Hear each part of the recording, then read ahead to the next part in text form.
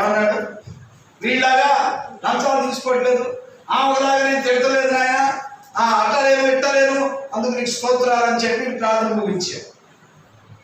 సుంకరి వచ్చాడంట ప్రార్థన. అయితే సుంకరి దూరము నిలుచుండి ఆకాశం వైపు కన్నులెత్తుటకును ధైర్యము చాలక రొమ్ము కొట్టుకొచ్చు, దేవా పాపినైనను కరుణించు అని పలికెను. అతని కంటే ఇతడు నీతిమంతుడుగా తీర్చబడెను. స్తోత్రం చెప్పండి, హల్లెలూయా. పరిసయ్యుడి కంటే సుంకరి నీతిమంతుడుగా తీర్చబడ్డాడు కదా.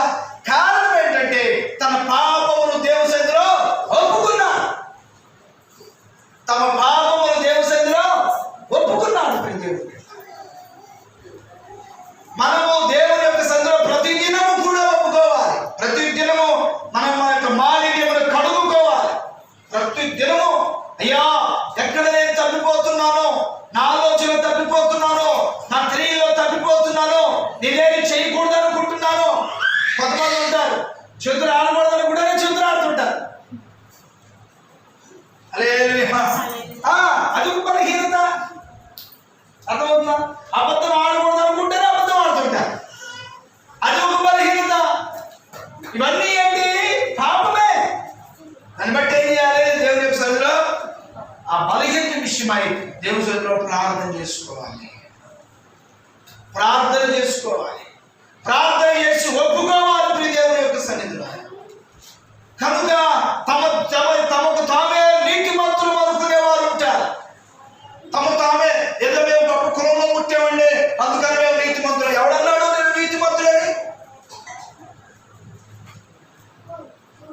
యెషయా గ్రంథం 64 యెషయా గ్రంథం 64:6 మేమందరము అపవిత్రుల వంటి వారమైతిమి, మా నీతి క్రియలన్నీ మురికి గుడ్డ వలె ఆయను. మేమందరము స్తోత్రం చెప్పండి, హల్లెలూయా. ప్రియా దేవుని బిడ్డలారా, మన క్రియలు ఎలాంటివంటే మురికి గుడ్డల వంటివి. ఒకరోజు ప్రవక్త అయినటువంటి యెషయా కన్నులు తెరవబడ్డాయి. ఆయనకి కన్నులు తెరవబడి ఆకాశం ఉన్నటువంటి దేవుని చూస్తున్నాడు. ఆ దేవుని సింహాసనాన్ని చూస్తున్నాడు. శరువులు కెరువులు ఆరాధన చూస్తున్నాడు. ప్రియా దేవుడు అంతా ఆ పరలోక రాజ్యాన్ని అంతా చూస్తున్నటువంటి ఆయన తనకు తాను చూసుకున్నప్పుడు తాను ఎంత అపవిత్రుడు అర్థమైపోయింది. స్తోత్రం చెప్పండి, హల్లెలూయా, హల్లెలూయా. ఇప్పుడు మనకు మనమే గొప్ప అనుకుంటా ఉంటాం. మనకు మనమే అలా అనుకుంటూ బతకలేం. నాకు నేను అందంగా ఉన్నాను, నాకు నేను చక్కగా ఉన్నాను, నాకు నేను తెలియగలవండి, నాకు నేను బుద్ధిగలవండి, నాకు నేను అని అనుకోకపోతే మనం బతకలేము. అయితే మనకంటే దేవుని బిడ్డలారా బుద్ధి కలిగిన వాడు పక్కన ఉన్నప్పుడు మనకేమనిపించింది? మనకంటే చక్కనవాడు మన పక్కన ఉన్నప్పుడు మనకేమనిపించింది? మనకంటే ఎత్తున్నవాడు మన పక్కన ఉంటే మనకేమనిపించింది? మనకంటే ఎత్తున్నవాడు మన పక్కన మనం పొట్టుకోవడం అనిపించింది. అవునా? మనకంటే ఎర్రటోడు మన పక్కన ఉంటే మనం నవ్వటమే అనిపించింది. అవునా కదా? స్తోత్రం చెప్పండి, హల్లెలూయా. పరలోక రాజ్యము స్ఫటికము వంటిది, శుద్ధ సువర్ణముతో కూడిన స్ఫటికము వంటిది. అది అంత స్వచ్ఛమైనటువంటిది పరలోక రాజ్యం.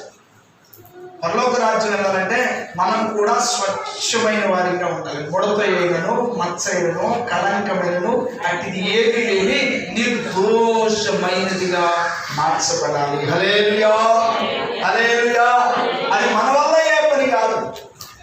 అది మన వల్ల అయ్యే పని కాదు. ఎలా అవుతుంది? స్తోత్రం చెప్పండి, హల్లెలూయా. మీకు ఒక విషయం చెప్పేదా? మీరు మంచి బంగారు వస్తువు కొనాలనుకోండి, ఏం చేయాలి? ఒక బంగారు ఆభరణాన్ని కొనుక్కోవాలి అన్నప్పుడు ఏం చేయాలి? తగిన వెల చెల్లించాలి. తగిన వెల చెల్లించినప్పుడు ఒక 2 లక్షల రూపాయలు కనుక నువ్వు చెల్లించగలిగితే ఒక 2 లక్షల రూపాయల హారం నీకు ఇస్తాడు. చైన్ అయితే ఏదో కనపడుతుంది, పెద్ద హారం అనుకో, ఇక నువ్వు కనపడవు. ఏం కనపడుతుంది?